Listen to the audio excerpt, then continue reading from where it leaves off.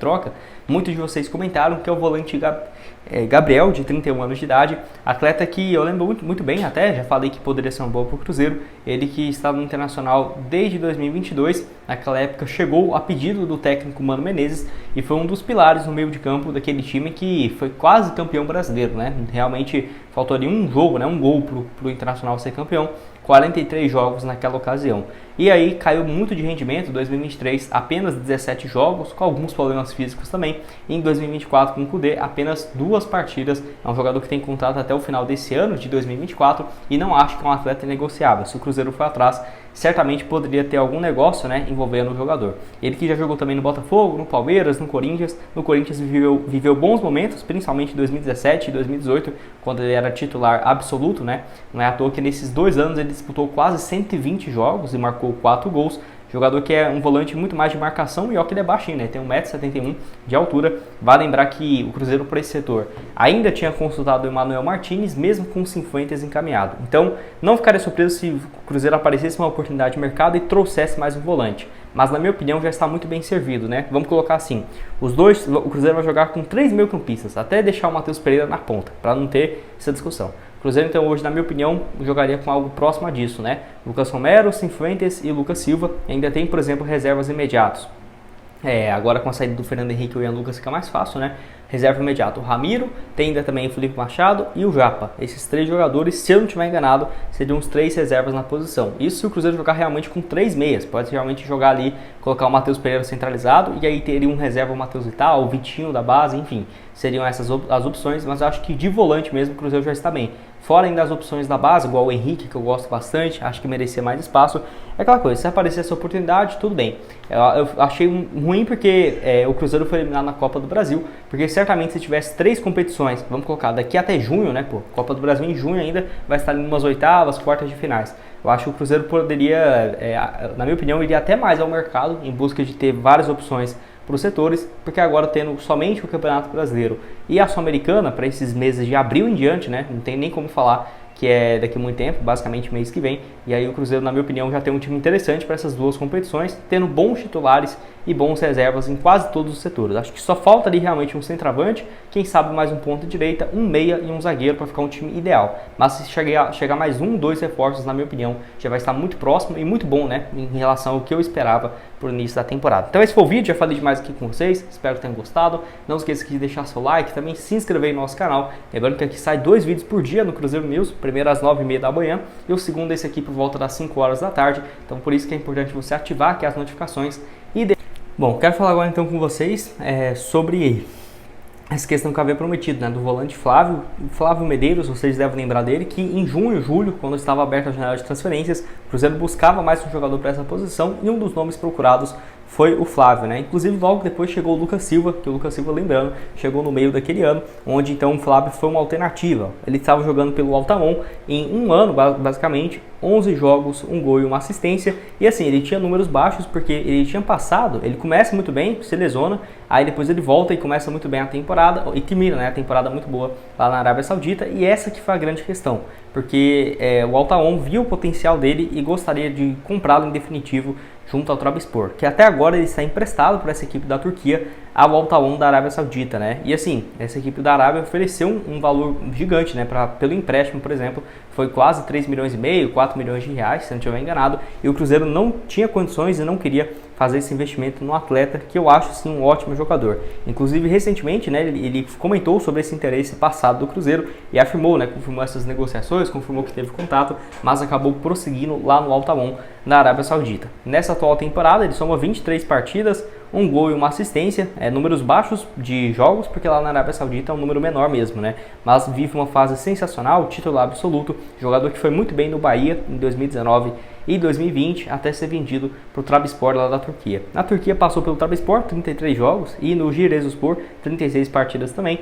Teve um bom desempenho, eu acho um jogador bem regular, eu acho que para o Cruzeiro agora não faria muito sentido, igual eu havia comentado, mas é uma posição de volante aí que quem sabe para o ano que vem, para os próximos, seja interessante, até porque ele só tem 28 anos de idade. Vou deixar aqui também para vocês o mapa de movimentação dele lá no Campeonato da Arábia Saudita, que é interessante, né? Ele está jogando mais como um meio-campista central, um meio-campista, né, mais pro lado ofensivo, pelo lado direito, ó, dá para você ver aqui por esse mapa, caindo tanto na defesa quanto no ataque por esse setor.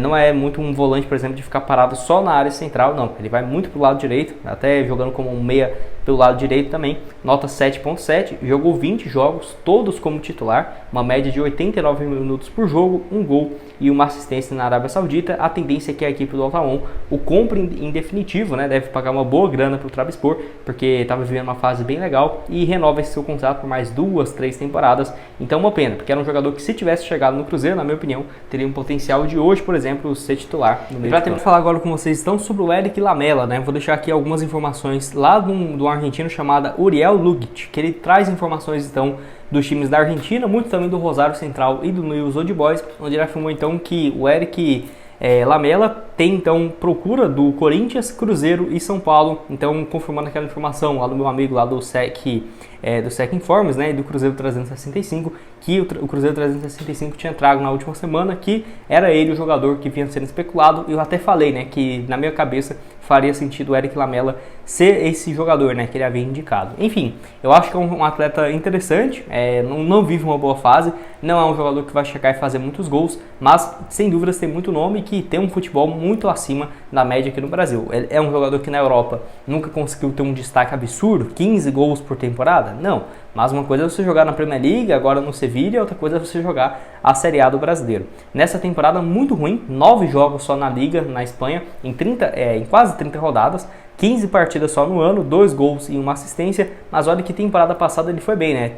49 jogos, 9 gols e uma assistência, tá no Sevilla então indo para sua terceira temporada e tem contrato só até o dia 30 de junho, ou seja, pode já assinar um pré-contrato, né, e chegar no ano que vem de graça. Então seria uma negociação bem interessante para o Cruzeiro ter o Eric Lamela de graça, 0,800, acho que seria sensacional. Certamente não teria um salário baixo, é um jogador que tem alguns históricos de problema extracampo e também de lesões, então não acho que ele chegaria e, primeira temporada dele, colocaria uma expectativa gigante. Não, mas que é um atleta fora da curva e que pode sim ser uma peça importante, isso eu não tenho dúvida nenhuma, tá?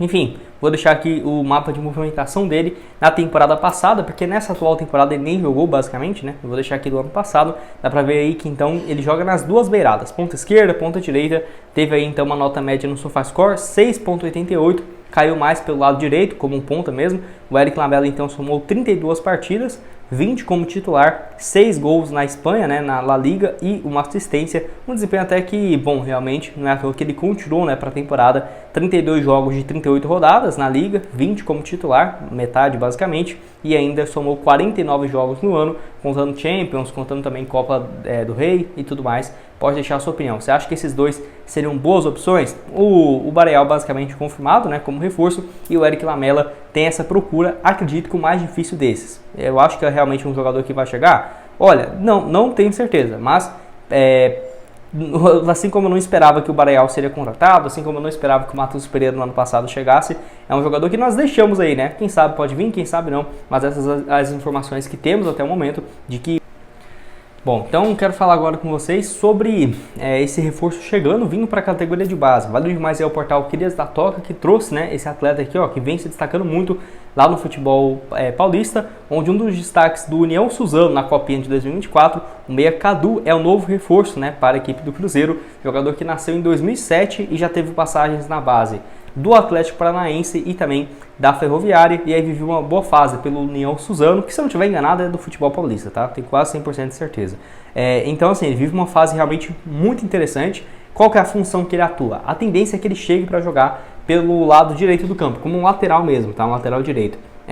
Enfim, vale lembrar, ele pode fazer essa função aí então, lateral direito e meia, mas realmente tem jogado mais no meio de campo, lembrando que foi a segunda contratação do União Suzano nessa temporada, que já tinha chegado o lateral Quadrado, que é o lateral direito, que já tinha chegado anteriormente, e agora então chega para a equipe de base do Cruzeiro, possivelmente para jogar no time sub-17 mesmo, tá? Um jogador super jovem, nascido em 2007, não consegui achar mais informações, tá, em relação a números dele e tudo mais, porém, vive uma fase boa, é um time que tem realmente revelado bons jogadores do União Suzano, principalmente na base. Você vê vários atletas saindo de lá, indo para clubes gigantes, né, do futebol brasileiro. Eu acho que tem um potencial de ser um novo Desportivo Brasil, por exemplo, sabe? Eu acho que é um clube que tem um potencial nesse sentido, e 2 jogadores já chegando para o Cruzeiro, vindo da categoria de base. Torcer então para que ele consiga se destacar, super jovem, né? Não temos muitas informações de números, por exemplo, dos jogadores, ou por exemplo, até quando vai o seu contrato, mas já vindo para o time sub-17.